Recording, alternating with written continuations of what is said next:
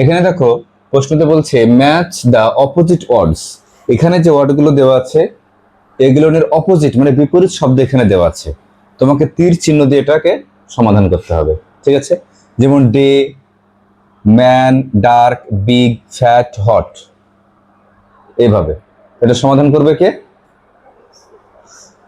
জুই সরকার আসো।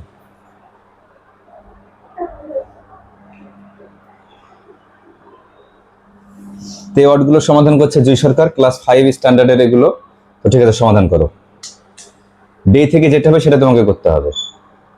তোমাদের বইয়ে প্রায় অনেক দেওয়া আছে প্র্যাকটিস, ইংলিশ গ্রামার তোমাদের দেওয়া থাকে সেগুলো।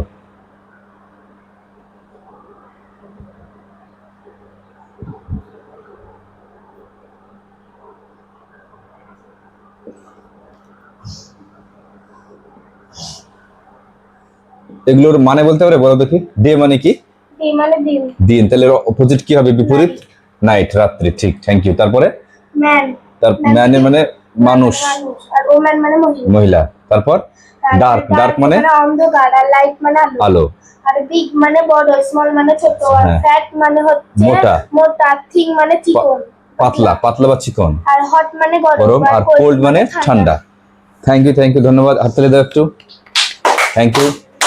তাহলে এটা কিছুই না, এটা তোমরা যদি এই ওয়ার্ডের মানেগুলো জানো তাহলে এটা ইজিলি হয়ে যাবে। কারণ দেখো দিন আর রাত অপোজিট, একে অন্যের অপোজিট, এগুলোকে বলা হয় অপোজিট ওয়ার্ডস। যদি তোমাদের পরীক্ষা দেওয়া থাকে, ভালো করে শোনো, যদি এরকম পরীক্ষা দেওয়া থাকে এটা মানে বুঝবা কিভাবে, যে ম্যাচ, ম্যাচ করো মানে মেলাও, দ্য অপোজিট ওয়ার্ডস, বিপরীত শব্দগুলোকে এক অন্যের সাথে মেলাও। ঠিক আছে, তো এইভাবে তোমাদেরকে পরীক্ষা দেওয়া থাকতে পারে, তখন এটা তোমাদেরকে এভাবে সমাধান করতে হবে। ধন্যবাদ। এবং বাকিরা চেষ্টা করবে এবং বোঝার চেষ্টা করবে যে এটা কিভাবে হলো, এবং এটা মনে রাখবে। ঠিক আছে, এরকম কোশ্চেন তোমাদের পরীক্ষায় দেওয়া থাকতেই পারে।